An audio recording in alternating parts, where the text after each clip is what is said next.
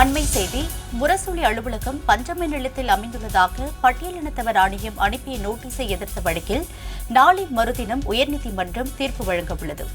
இதுகுறித்த கூடுதல் விவரங்களை நமது செய்தியாளர் ஜெகதீஷ் வழங்க கேட்கலாம். ஜெகதீஷ், வணக்கம். விவரங்களை பதிவு செய்யுங்க. வணக்கம் கீதா. திமுகவின் அதிகாரப்பூர்வ நாளிலான முரசொலியின் அலுவலகம் சென்னை கோடம்பாக்கத்துல 12 கிரவுண்ட் 1825 சதுரடி நிலத்தில் அமைந்துள்ளது. இந்த நிலம் பஞ்சமி நிலம் என பாஜக மாநில நிர்வாகி சீனிவாசன் கடந்த 2019ஆம் ஆண்டு தேசிய பட்டியலினத்தோர் ஆணையத்துல புகார் அளித்திருந்தார். இந்த புகார் மீதான விசாரணைக்கு அனுப்பப்பட்ட நோட்டீஸ் அறக்கட்டளை நிலம் தொடர்பாக விசாரிக்க ஆணையத்துக்கு அதிகாரம் இல்லை என்றும் சொத்துக்களின் உரிமை தொடர்பான விவகாரம் என்பதால் பட்டியலின ஆணையம் விசாரிக்க கூறி முரசொலி அறக்கட்டளையின் நிர்வாக அரங்காவலர் பாரதி அறிவித்திருந்தார். இந்த வழக்கானது நீதிபதி S.M. சுப்பிரமணியம் முன்பு கடந்த முறை விசாரணைக்கு வந்தபோது முரசொலி நிலம் தொடர்பாக வருவாய்த்துறையிடம் உள்ள ஆவணங்களை தாக்கல் செய்ய தமிழக அரசுக்கு உத்தரவு பிறப்பித்திருந்தார். அதன் அடிப்படையில ஆவணங்களை தாக்கல் செய்த தமிழக தரப்பு வழக்கறிஞர் ஜெர்மன் நிறுவனத்துக்கு சொந்தமான இந்த நிலத்தை பார்வதி மாதவன் நாயர் என்பவருக்கு வாங்கியதாகவும் அவற்றிலிருந்து அஞ்சுகம் பதிப்பகம் வாங்கியதாகவும் தெரிவித்திருந்தார். முரசொலி அலுவலகம் அமைந்துள்ள நிலம் அஞ்சுகம் பதிப்பகத்திற்கு சொந்தமானது எனவும் இந்த நிலம் பஞ்சமி நிலம் இல்லை என்றும் விளக்கம் அளித்திருந்தார்.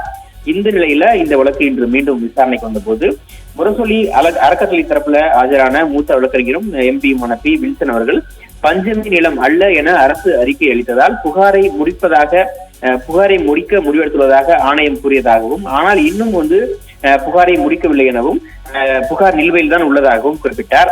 பஞ்சமி நிலம் என்பதற்கான ஆதாரங்களை புகார்தாரர் சமர்ப்பிக்கவில்லை எனவும் தெரிவித்தார். அதே போல அரசியல் காரணத்திற்காக தேசிய ST ஆணையம் இந்த புகாரை நிலுவையில் வைத்துள்ளதாகவும் அதிகார துஷ்பிரயோகத்துல இந்த ஆணையம் ஈடுபடுவதாகவும் குற்றம் சாட்டினார். ஆணையம் நிலமா இல்லையா என வருவாய்த்துறை தான் விசாரிக்க முடியுமே தவிர தேசிய ST ஆணையம் தலையிட முடியாது எனவும் வில்சன் தரப்புல வாதிடப்பட்டது.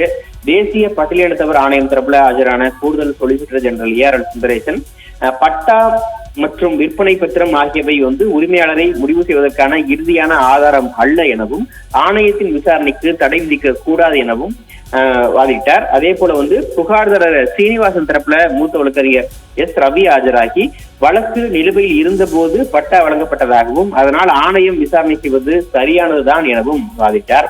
அதே போல வில்லங்க சான்றிதழ்ல ஏற்கனவே ஜெர்மனி நிறுவனத்திலிருந்து மாதவன் நாயரும் அதனைத் தொடர்ந்து அஞ்சுகம் பதிப்பவும் அந்த நிலத்தை வாங்கியதாக கூறப்படும் நிலையில வில்லங்க சான்றிதழ்ல 1974 மாதவன் நாயர் பெயரோ அஞ்சுகம் பதிப்பம் பெயரோ இல்லை எனவும் புகார்தாரர் தரப்புல வாதிடப்பட்டது.